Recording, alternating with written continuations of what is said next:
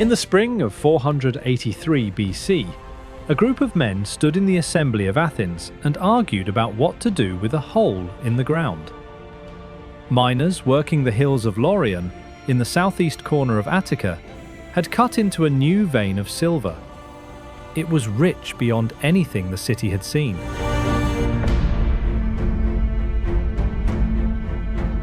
By the ordinary rules of Athens, the money belonged to the citizens, a share for each free man, a windfall to be divided and carried home.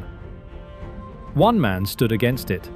His name was Themistocles, and he did not want the silver divided. He wanted it spent. He wanted every drachma of it poured into warships, 200 triremes, more ships than any Greek city had ever put to sea at once.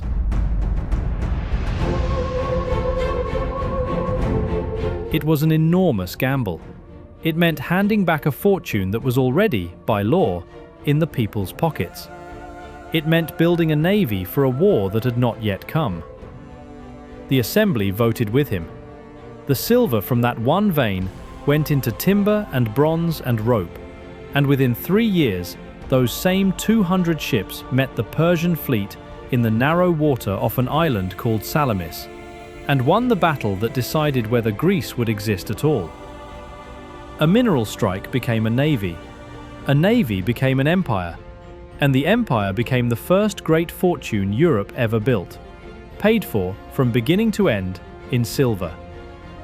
This is the story of that money, where it came from, how far it traveled, and how a city that once held the most trusted coin in the ancient world spent its way back into silence.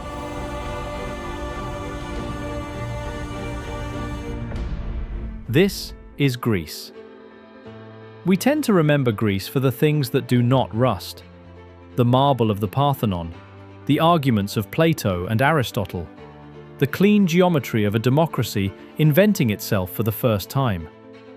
When we picture the wealth of Athens, we picture temples and philosophers and white columns against a blue sky. But temples do not pay for themselves. Philosophers do not eat ideas. Behind every column on the Acropolis, behind every jury paid to sit and every oarsman paid to row, there was a substance being cut out of the earth by people who would never see the city they were enriching. The fortune of Athens was not marble, it was silver. And to understand the city, you have to leave it.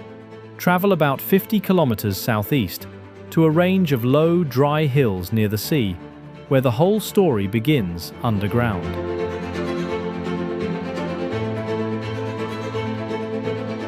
The hills are called Laurion. Today they are quiet. Scrub and stone, old shafts collapsing into themselves, the sea flat and pale in the distance. There is almost nothing here to tell you that this ground once decided the fate of a civilization. But beneath that surface lies a seam of silver-bearing lead ore, laid down long before there was anyone to want it. People had scratched at it since the Bronze Age. The Athenians had known about it for generations. What changed in the 6th and early 5th centuries BC was the scale. The moment Athens stopped taking silver by the handful and began taking it by the ton. Over roughly 3 centuries of serious mining, the hills of Laurion are estimated to have yielded close to 3,000 metric tons of refined silver. At the peak, in the 5th century BC, the mines may have produced something on the order of 20,000 kilograms of silver in a single year. No other city in Greece controlled a mining district anything like it. This was not one resource among many. This was the engine.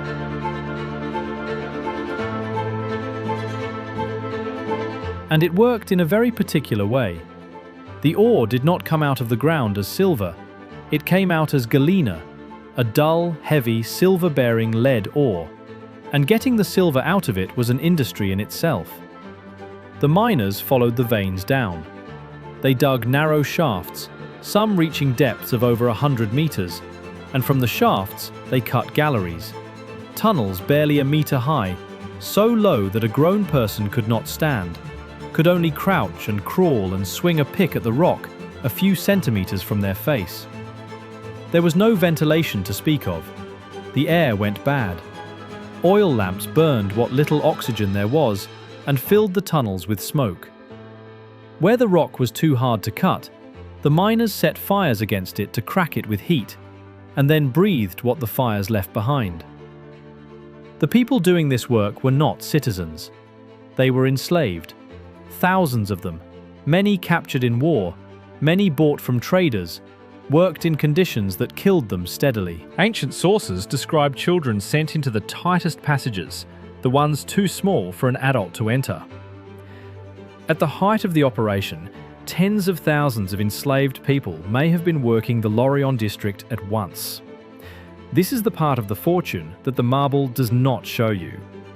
The silver that paid for the Parthenon, that funded the courts and the festivals, that made it possible for the poorest free citizen of Athens to be paid to help govern his city, that silver was cut out of the dark by people who had no vote, no wage, and no way home.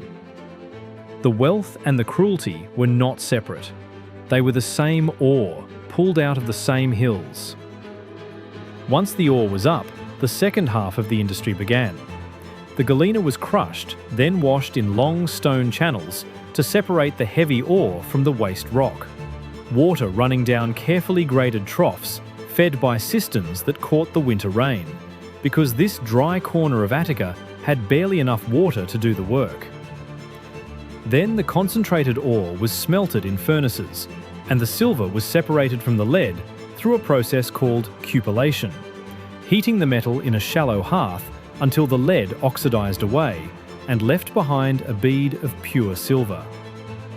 Every step of that chain existed for one reason: to turn a hillside into money.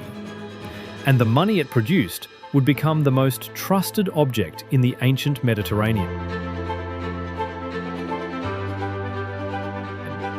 Because silver, on its own, is just metal. What Athens did next was turn it into something the whole known world would agree to believe in. 50 kilometres north of the mines, in the heart of Athens, sat a low, busy building where the silver became coin. The Athenian mint took refined silver and struck it into pieces of a fixed weight and a fixed design. A helmeted head of the goddess Athena on one face, and on the other, an owl, an olive sprig, and 3 letters that meant simply, "of the Athenians." The largest of these coins was the tetradrachm, worth 4 drachmas, thick and heavy, about 17 grams of silver. Traders across the Mediterranean did not call it a tetradrachm. They called it an owl. Here is what made the owl different from every rival coin, and it is worth slowing down for because it is the whole secret of the fortune. The value of the coin was the silver in it, and the Athenians held the purity and the weight of that silver almost obsessively steady, decade after decade, for 200 years. A merchant in Egypt or Syria or the ports of the Black Sea did not need to trust Athens as a government to trust an owl in his hand. He only needed to trust the metal, and Athens gave him no reason not to. That is a rare thing. Most ancient rulers, sooner or later, could not resist the temptation to quietly shave the silver content of their coins and pocket the difference. Athens, at its height, did not. And because it did not, the owl became something more than an Athenian coin. It became the coin everyone would accept. From the agora of Athens, it spread outward along the trade routes, to Egypt, to the Levant, to Phoenician ports, into the Persian world, and by some finds as far east as the edges of India. Hordes of Athenian owls have been dug up thousands of kilometres from Attica, in places Athens never ruled and never reached with a single ship. There is a modern word for what the owl became, and it fits exactly. It became a reserve currency, the money that other people held, not because they were forced to, but because it was the most trusted store of value they could find. 2,500 years before the dollar or the pound, a small Greek city ran the reserve currency of a large part of the known world. And it did it on the back of one silver district and one rule it refused to break. Think about what that trust was worth. When your coin is the coin everyone wants, you do not merely sell goods, you sell the coin itself. Foreigners bring you their gold and their grain and their timber and their slaves, and they carry away your silver, and they are glad to. The demand for the owl pulled wealth toward Athens the way a river pulls water downhill. The city sat at the mouth of that river and grew rich simply by minting. And the coin did work at home that no coin had done before. In most of the ancient world, to take part in government, you had to be wealthy enough not to need a day's wages. Athens broke that rule with silver. The city began to pay its citizens, paid them to sit on juries, paid them to hold office, paid them, eventually, to attend the assembly itself. For the first time in recorded history, a poor man could afford to help run his own city, because the city put a few coins in his hand for the day he spent doing it. It is one of the quiet ironies of the story. The democracy we admire, the one we trace our own ideas back to, was made affordable by a mine full of people who had no share in it. The freedom at the top of the city was paid for by the unfreedom at the bottom of the shaft. Both were true at once, and the coin passed between them without a word. The place where all this money moved was the Agora, the marketplace and civic center at the foot of the Acropolis. It was not only where you bought fish and oil and pottery, it was where the whole monetary economy of the city became visible. Money changers at their tables, weighing and testing foreign coin against the owl. Lenders making loans at interest. The beginnings of what we would recognize as banking. Men who took deposits and moved money on paper, or rather, on wax and memory, between parties who never touched the actual silver. This is a genuinely advanced economy, and it is easy to miss under all the marble. Athens had credit. It had maritime loans, where a lender financed a trading voyage and was repaid, at a steep rate, only if the ship came home. An early form of insurance folded into the loan. It had a currency so standardized that contracts could be written in it across borders. The silver from Laurion did not just make Athens rich, it made Athens liquid, a city where money moved fast, and where moving money was itself a way to get richer.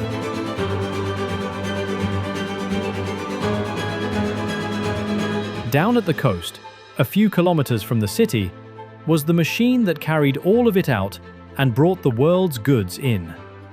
The port of Piraeus. Piraeus was not an old organic harbor that grew by accident.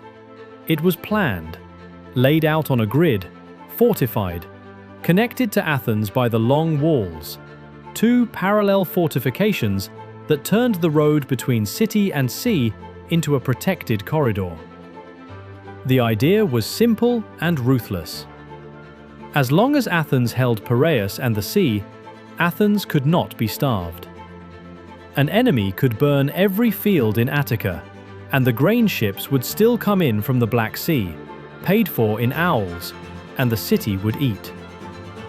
Piraeus became the busiest port in the Greek world. Grain from the north, timber for ships, enslaved people, unloaded by the hundred, luxury goods from every coast. And going out, silver, pottery, olive oil, wine, and the coin itself. The harbour took a tax on the trade that passed through it, so even the goods that were only stopping over on their way somewhere else left a little of their value behind in the Athenian treasury. So now the whole machine is in view. Silver cut from Laurion by the enslaved, struck into owls at the mint, trusted across the sea because Athens kept the metal honest, spent to pay citizens and build temples, and used to buy grain and timber and more silver-bearing labor. Carried out through Piraeus to 100 coasts, and pulling the world's wealth back in through the same gate. It is one of the most complete money machines the ancient world ever built. And for a while, it seemed like it might never stop. But a fortune built on a single hillside has a problem that no amount of trust can solve. Eventually, you reach the bottom of the vein. Before we follow the money down, it is worth returning to the moment it first proved its worth, because the payoff of Themistocles' gamble tells you what this fortune was really for. September 480 BC.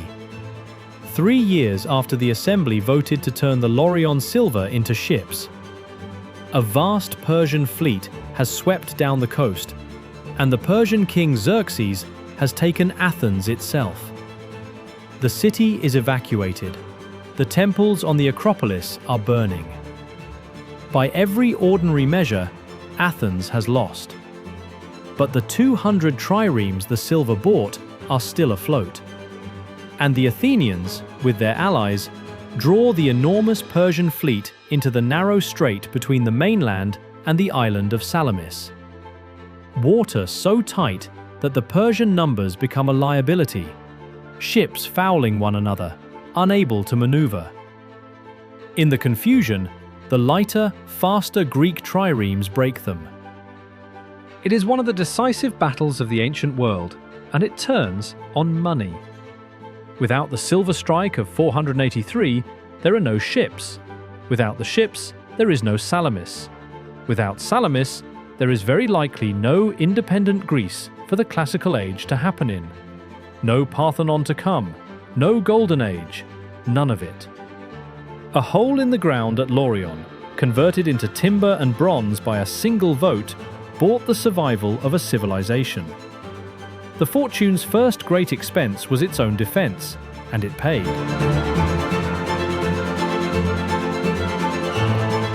And in the years after Salamis, the fortune stopped merely defending Athens and started building an empire.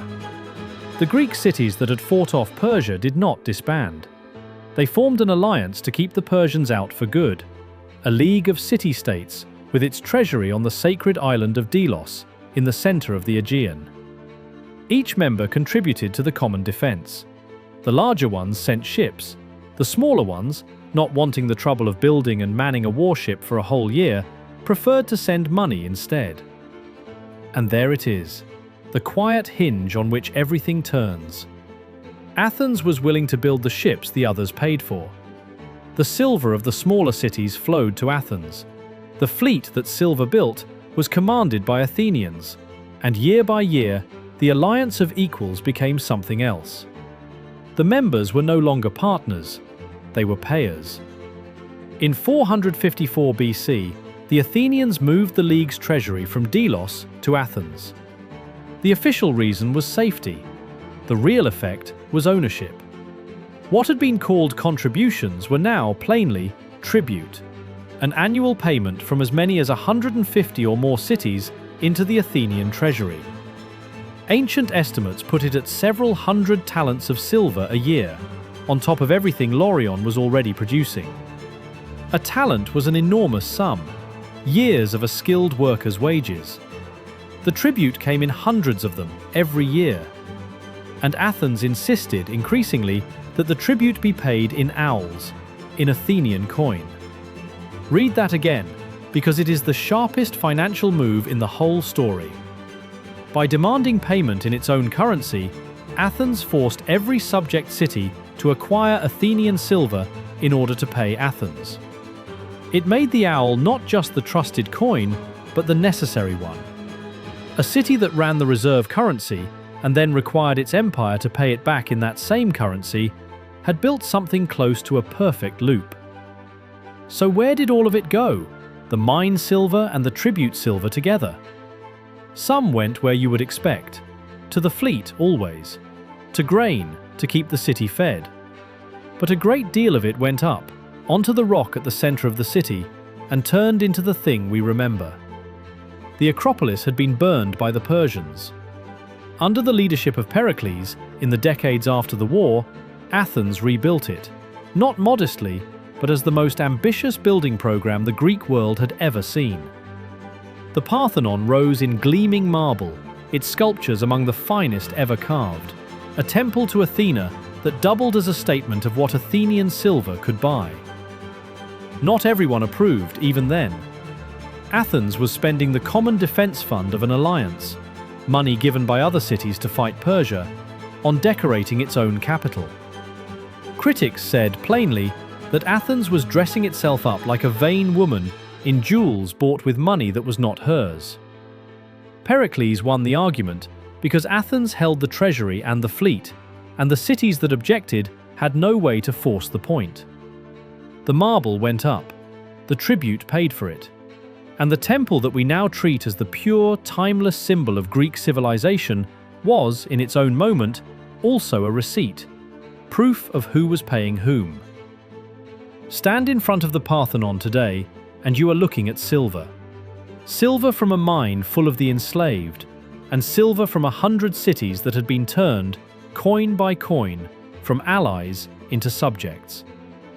It is one of the most beautiful buildings human beings have ever made. It is also the ledger of an empire, written in stone.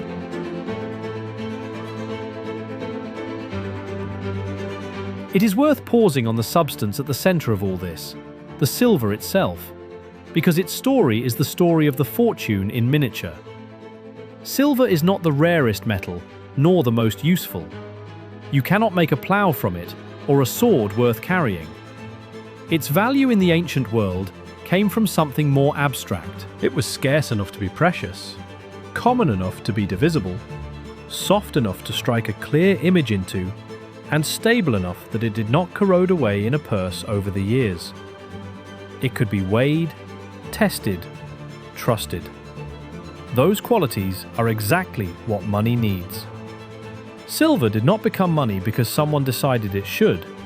It became money because it was almost perfectly suited to the job. And so a metal that does little on its own became the thing that everything else was measured against. A ship, a field, a year of a person's labor, a cargo of grain. All of it could be priced in silver. And once it could be priced, it could be traded, lent, taxed, and moved. The Laurian silver did not just make Athens wealthy, it made Athenian wealth countable, turned a jumble of goods and favors and obligations into numbers that could be added up. That is a quieter revolution than the Parthenon, and in some ways, a deeper one. There is one more small thing worth noticing about the coin, because it tells you how completely the money soaked into the identity of the city. The bird on the back of the owl was real. A little owl, Athene noctua, small enough to sit in your two-cupped hands, native to the dry hills of Attica and common in Athens itself.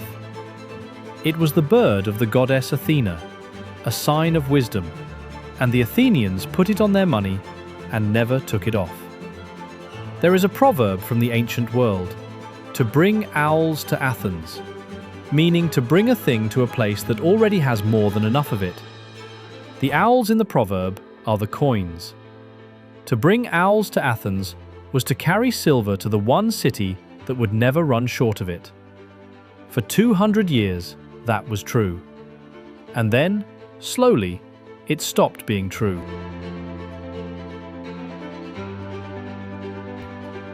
Athens was rich, but it was never the only city with money, and it is worth stepping across the water for a moment to see the fortune from the outside, because Athens did not fall in isolation. 50 miles to the west sat Corinth, controlling the narrow land bridge between mainland Greece and the Peloponnese. Corinth had no Laurian. What it had was position. Any ship moving between the Aegean and the western Mediterranean faced a long and dangerous voyage around the southern capes of Greece, unless it went through Corinth. And Corinth had built, across the isthmus, a paved trackway called the Diolkos, over which smaller ships could be hauled bodily from one sea to the other on wheeled cradles. saving days and lives. Corinth grew wealthy on that choke point, on harbour fees, on trade, on the pottery it exported across the Mediterranean, its distinctive painted vessels turning up in markets from Italy to the Levant. It was a different kind of fortune from Athens. Not a mine, but a doorway. Not silver dug from the ground, but value skimmed from everything that passed. Where Athens made money by minting it, Corinth made money by sitting on the road.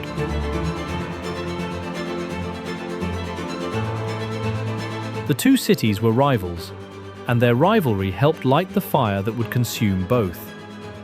Because in 431 BC, the Greek world went to war with itself. Athens and its maritime empire on one side, Sparta and its allies, Corinth among them, on the other. It is remembered as the Peloponnesian War, and it lasted on and off for 27 years. It is the event that ends the fortune's rise. For the first years, the Athenian machine held. The long walls stood, the grain ships came in through Piraeus, the fleet ruled the sea, the tribute kept flowing, and Laurion kept producing. Athens could lose a battle on land and simply retreat behind its walls, fed from the sea, funded from the mine, and wait. As long as the money machine ran, Athens could not be beaten. So the war came down in the end to the machine, and the enemy learned to break it. 413 BC. The Spartans, advised by an Athenian traitor, seize and fortify a place called Decelea in the hills of Attica, not to fight a battle, but to sit there permanently, a garrison in the Athenian countryside that never leaves. From Decelea, Spartan forces cut the roads, and the road they cut that mattered most was the road to Laurion. The mines went quiet. The enslaved workers, the tens of thousands cutting silver out of the dark, fled to the Spartan lines by the thousand, and Athens could no longer reach the shafts to work them. Ancient sources put the number of escaped miners and labourers around 20,000.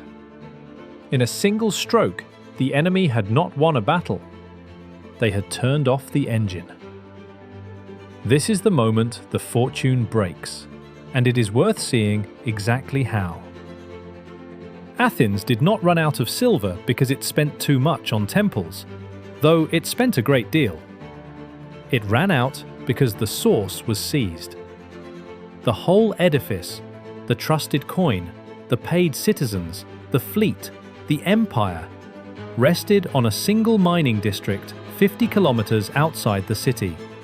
And the enemy had finally figured out that you did not need to storm the walls of Athens. You needed only to stand between Athens and its hills. And once the silver stopped, the trust began to go with it. This is the part of the story that turns the money itself against the city. With the mines closed and the treasury draining into a war that would not end, Athens did the thing it had refused to do for 200 years. It debased its own coin. Near the end of the war, desperate for money it no longer had, the city issued emergency coinage, silver-plated bronze, owls that looked like owls but were not solid silver.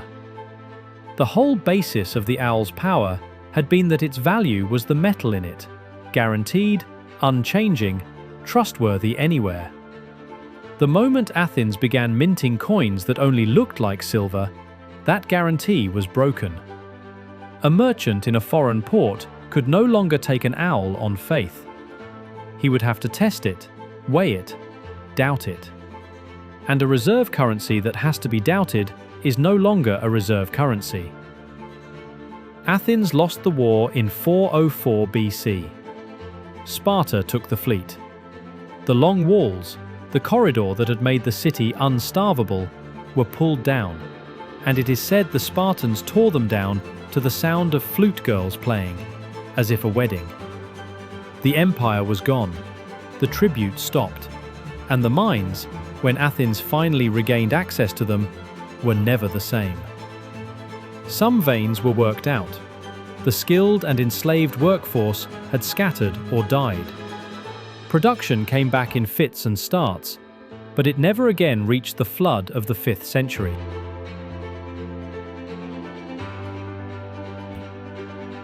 And here we should not rush to comfort.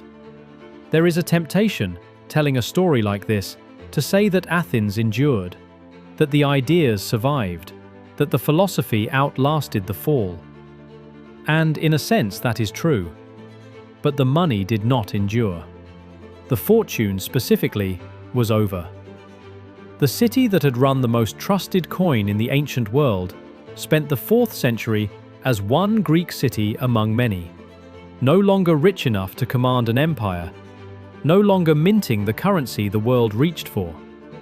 The silver had built something extraordinary, and then the silver was gone, and what it had bought could not be paid for a second time. There was a man, a generation after the war, who saw all of this clearly and tried to think his way out of it. His name was Xenophon, a soldier, a writer, an Athenian who had watched his city decline. Late in his life, he wrote a short work about the revenues of Athens, and much of it was about the mines. If the city would only invest properly in Laurion, he argued, organize the labor, reopen the workings, let the state itself own the enslaved workforce and lease it out, the silver could flow again, and Athens could be rich again without going to war for it. It is a striking document, because it is an ancient economist looking at the ruins of a fortune and trying to reverse engineer the machine that made it. He understood, better than almost anyone of his time, that the wealth of Athens had always been the mine. What he could not restore was the moment, the rich veins near the surface, the flood of tribute, the trust in the coin, the position at the center of a world that has since moved on. You can sometimes rebuild the machine. You cannot always rebuild the conditions that made it run. Xenophon's Athens reopened its mines. It never got its empire back.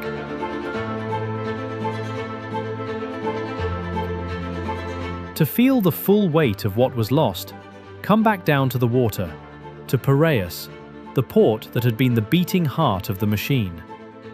At its height, Piraeus was one of the wonders of the practical world. 3 harbors, one for commerce and 2 reserved for the navy, lined with long stone ship sheds where the triremes were hauled out of the water and stored under roofs between campaigns.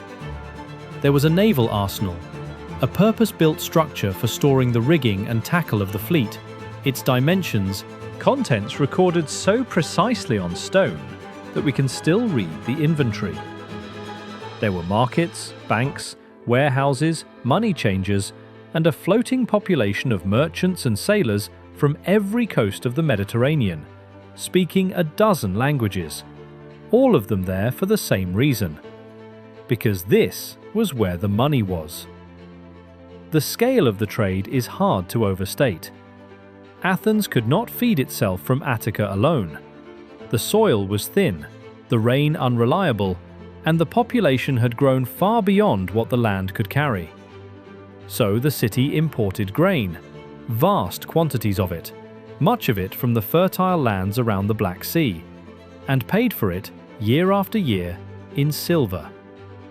The entire food supply of the greatest city in Greece depended on ships arriving at Piraeus, and those ships arrived because Athens had the coin to command them. Money bought grain. Grain fed the citizens rowed the fleet protected the money. It was a closed circle, and Piraeus was the point where the circle met the sea. And the machinery that moved that grain was itself a piece of financial invention, as advanced in its way as anything the city built in marble. A grain voyage was expensive and dangerous. A merchant who wanted to sail to the Black Sea, buy a cargo of grain, and bring it back to Piraeus needed money he often did not have, and faced the real chance of losing ship, cargo, and life to storm or piracy along the way.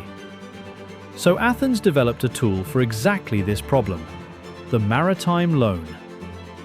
A lender would advance the money for the voyage, and the merchant would repay it, with a steep rate of interest, only if the ship came home safely. If the ship was lost, the debt was cancelled. The lender bore the loss. Read that carefully, because it is insurance and investment folded into a single contract, 2,000 years before either had a name. The high interest was not greed, it was the price of the risk. The lender was betting on the sea, and the rate reflected the odds. Contracts survive, argued over in Athenian courts, that spell out the route the ship must take, the cargo it must carry, the ports it may not skip, because a merchant who cheated on the route was gambling with money that was not his. This is a genuine financial market, complete with its own frauds and its own lawsuits, running on the trust that Athenian silver made possible. The coin did not just buy grain, it made it possible to finance the buying of grain, to spread the risk of the voyage, to turn a dangerous trip into a calculated bet. That is a deeper kind of wealth than a full treasury. It is a working economy.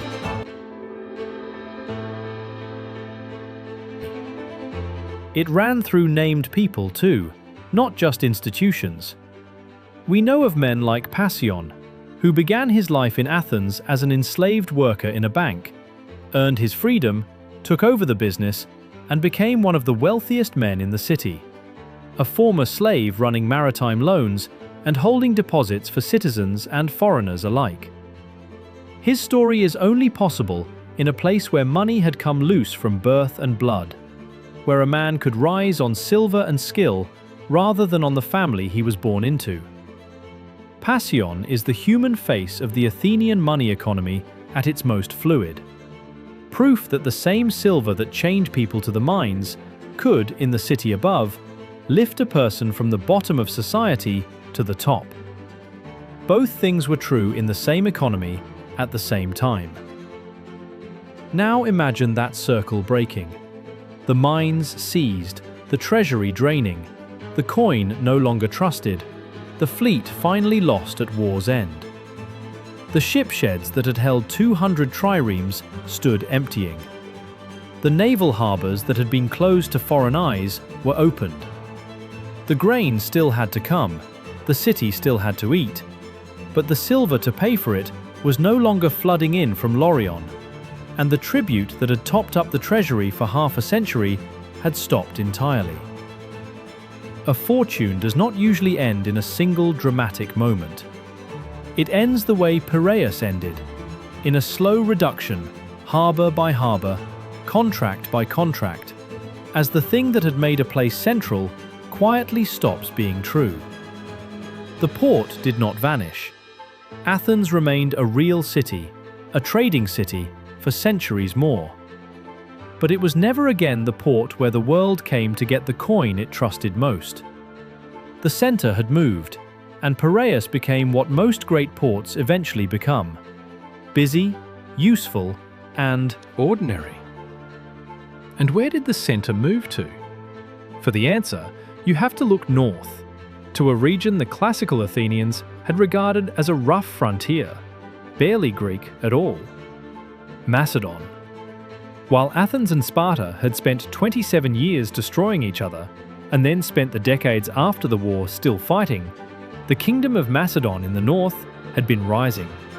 And it rose, in part, on the same thing Athens had risen on: silver and gold.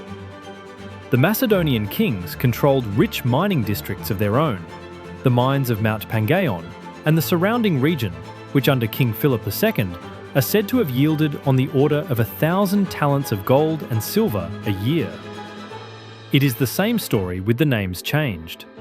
A northern power, sitting on a fortune in metal, converts that metal into an army and a coinage, and uses it to dominate the cities to the south that had grown too poor and too divided to resist. Philip's money bought him an army that no single Greek city could match, and it bought him influence inside those cities as well. It was said that no fortress was too strong to be taken if a mule loaded with silver could be led up to its gate. In 338 BC, At the Battle of Chaeronea, Philip's Macedon broke the combined armies of the old Greek cities, Athens among them, and the age of the independent city-state effectively ended. Philip's son took the machine and pointed it at the world. Alexander the Great inherited the Macedonian silver and gold and used it to fund the conquest of the entire Persian Empire. And when he took the Persian treasuries, he captured a hoard of precious metal so vast that, melted down and put into circulation, it reshaped the economy of the whole Eastern Mediterranean. Once again, silver boosted a new power to dominance, exactly as it had boosted Athens 2 centuries before. The fortune did not disappear from the Greek world. It moved. It always moves.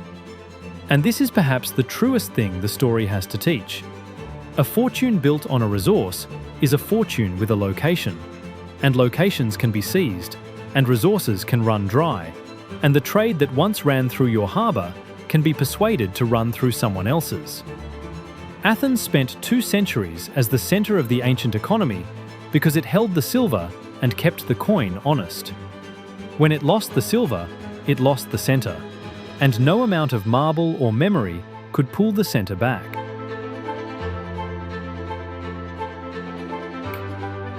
Follow the owl itself to the end, and you can watch it happen. At its height, the Athenian owl was minted, trusted, and imitated across the known world. So trusted that other states and rulers copied its design, striking their own owls to trade on Athens' reputation. Persian officials in Egypt struck imitation owls. Arabian kingdoms struck them.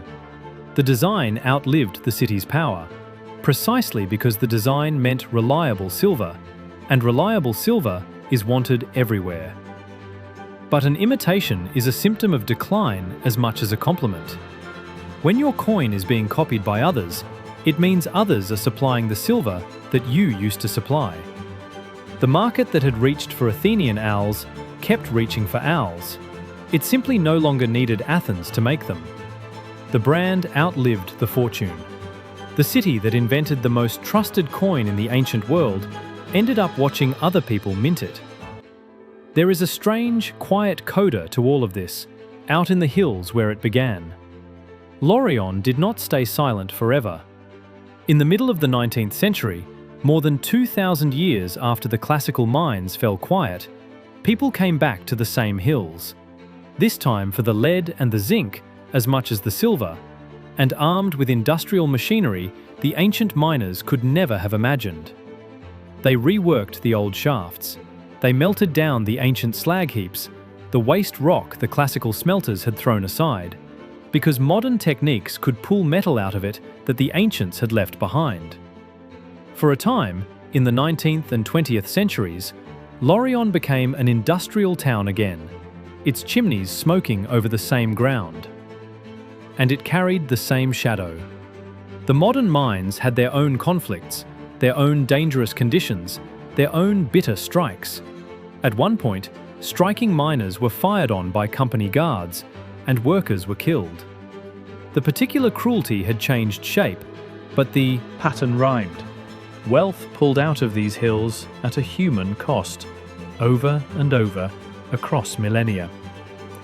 The modern mining wound down in the 20th century. The profitable deposits were finally exhausted, the last of the workings closed. And Lorient went quiet again, as quiet as it had been when Themistocles first argued about what to do with a hole in the ground. If you go there now, you will find rusting industrial ruins, layered over ancient washing tables and collapsed classical shafts. The whole long history of the place folded into one dry hillside above the sea. The silver that built the first great fortune in Europe, and the silver that built a 19th century industrial town, came out of the same rock. And now the rock is empty, and both towns are quiet.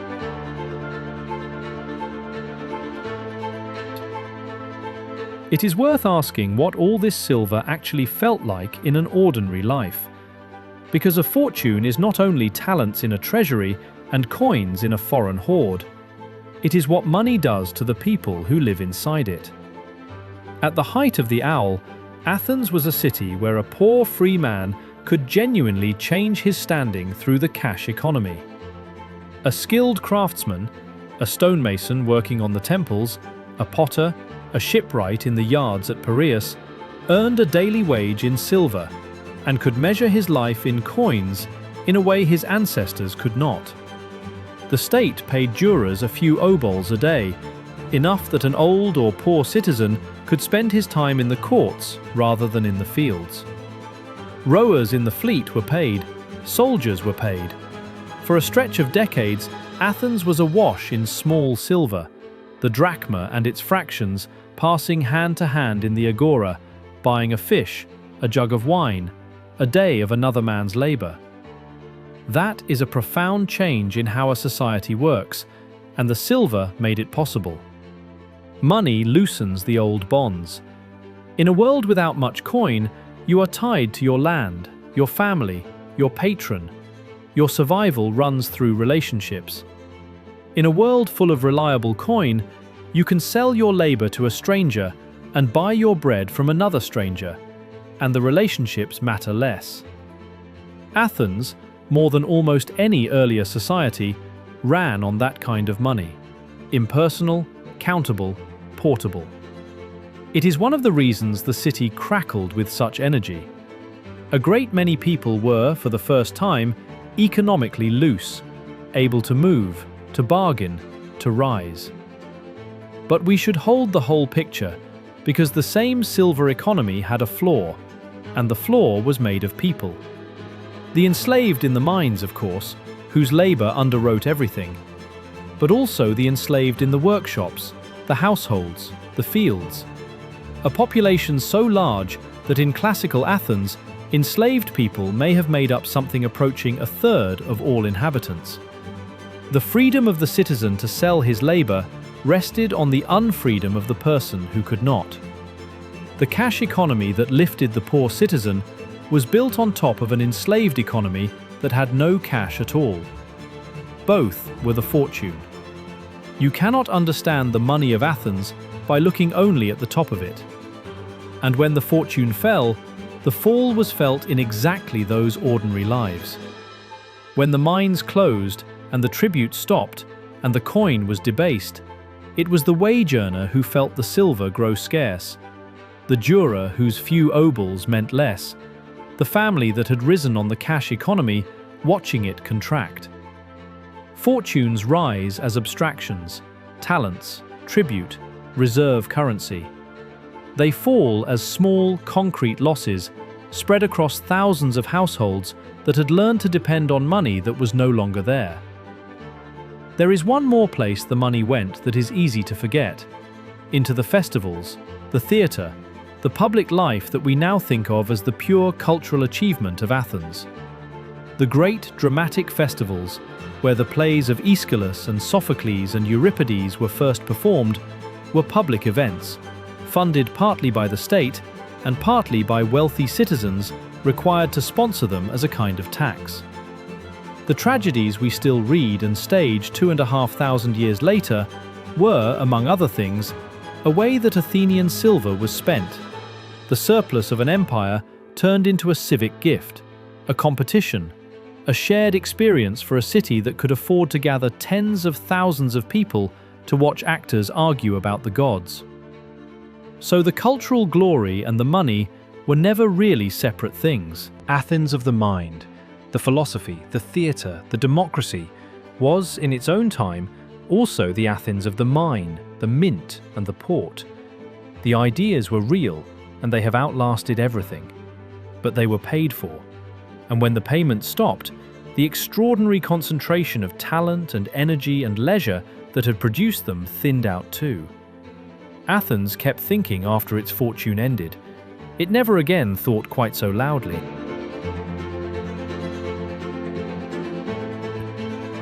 So we come back to where we started, to a hillside near the sea, and a decision about a hole in the ground. The whole story is present in that first moment, if you know to look for it. In 483 BC, the Athenians found silver, and instead of spreading it thin across every household, they concentrated it, poured it into a single, enormous, risky bet on a fleet. That instinct, to take a windfall and turn it into an engine rather than a gift, is what built the fortune. The ships won at Salamis. The victory became an empire. The empire became tribute. The tribute and the mine together made the owl, and the owl made Athens the center of the ancient economy for the better part of 2 centuries. And the same concentration that built the fortune is what made it fragile. Everything ran through the silver. Everything ran through Laurion. So when an enemy finally sat down between the city and its hills, the whole structure, the coin, the fleet, the empire, the paid democracy, the marble, began to come apart. Not because Athens had been conquered, but because Athens had been unplugged. Perhaps what matters is not that the fortune ended. Every fortune ends. The silver in any hill is finite, and the trade that flows through any harbor can always be persuaded to flow through another. What matters is what a fortune leaves behind when it goes. Athens left behind the Parthenon, still standing on its rock. It left behind the owl, still turning up in museum cases and collectors' trays across 3 continents, the little bird as sharp as the day it was struck. It left behind the idea of a coin so honest that strangers would trust it across a sea. And it left behind the plays, the philosophy, the memory of a city that for a few generations could afford to imagine almost anything. The silver that paid for all of it is scattered now, melted, buried, lost, or lying behind glass. No longer money, just metal with a bird on it. The hills are quiet. The port is ordinary. But stand in front of the temple, or hold the weight of an owl in your palm, and you are holding what the fortune became. It was cut from the dark by people who never saw it spent. It bought ships and grain and temples and time. And when it was gone, it left behind the most durable thing money can ever buy. Not the wealth itself, which always moves on, but the things the wealth was turned into while it lasted. That is the story of the oldest great fortune in Europe. Silver from a single range of hills, trusted across a world, spent on survival and beauty and empire, and finally spent all the way to the bottom of the vein. The money moved on, the way money always does. What it built is still here. Thanks for watching. Until the next journey.